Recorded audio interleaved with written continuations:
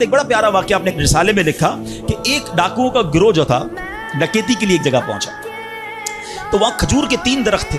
ایک درخت خشک تھا یعنی اس میں پھل نہیں لگے ہوئے تھے, دوسرا درخت پھلدار تھا.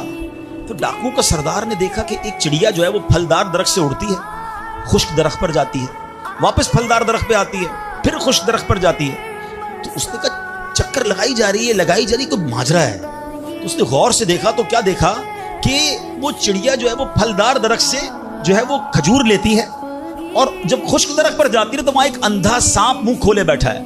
وہ چڑیا جا کر اس کے منہ میں کھجور ڈال کے آتی ہے, پھر دوبارہ جاتی ہے کھجور لا کر پھر اس سانپ کے منہ میں ڈالتی ہے. وہ جب ڈاکو نے دیکھا تو وہ تو حیران ہو گیا, رونے لگ گیا کہ اے اللہ پاک, یہ وہ جانور ہے سانپ جس کو مارنے کا حکم تیرے پیارے حبیب علیہ الصلوۃ والسلام نے دیا ہے, کیونکہ یہ مسلمانوں کو تکلیف پہنچاتا ہے. مگر تو نے جب اس کی آنکھیں لی تو اس کے رزق کا انتظام کر دیا اور ایک چڑیا کی ڈیوٹی لگا دی کہ وہ جا کر اس کو کھانا پہنچائے. تو میں تو اشرف المخلوقات ہوں, میں تیرے بندوں کو لوٹ رہا ہوں. اے اللہ تو میری توبہ قبول فرما, میں آئندہ ایسا نہیں کروں گا. یہ رونے لگا, اب یہ سوچ رہا ہے سبحان اللہ. تو اللہ اکبر, غیب سے آواز آئی کہ اے فلاں میری توبہ کا دروازہ کھلا ہوا ہے. ڈاکو کہتا ہے یا اللہ میں نے توبہ کی. پھر غیب سے آواز آئی ہم نے تیری توبہ قبول کر لی.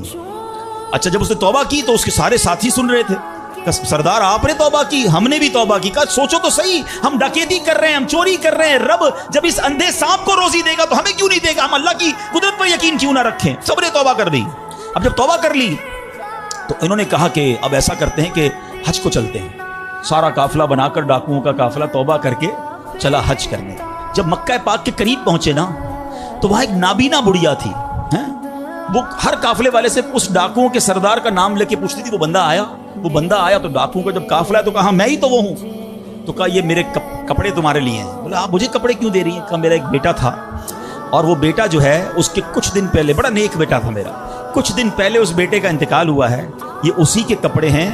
3 دن سے مسلسل نبی پاک علیہ الصلوۃ والسلام میرے خواب میں تشریف لا رہے ہیں اور فرما رہے ہیں کہ اس نام کا بندہ آئے گا, اس کو یہ کپڑے دے دینا. ہائے ہائے, ذرا سوچو تو صحیح, جب رب توبہ قبول کرتا ہے تو مرتبے کیسے بڑھا دیتا ہے. کاش یہ بات سمجھ آ جائے. اللہ سے بندہ جب دوستی کر لیتا ہے نا, اللہ پچھلے گناہ معاف فرما دیتا ہے, بلکہ اللہ راضی ہو جائے تو گناہوں کو نیکیوں میں بدل دیتا ہے. مگر کیسے اس ڈاکو کو توبہ نصیب ہوئی؟ یقین. کاش حرام کمانے والا, سود کا کام کرنے والا, کاش رشوت لینے والا, ڈاکہ ڈالنے والا, چوری کرنے والا یہ سوچے کہ میں کیوں کر رہا ہوں, ملاوٹ کرنے والا سوچے. اللہ پر بھروسہ تو رکھو یار, رب نے میرا نصیب لکھا ہوا, جو میرے نصیب میں مجھے مل کر رہے گا.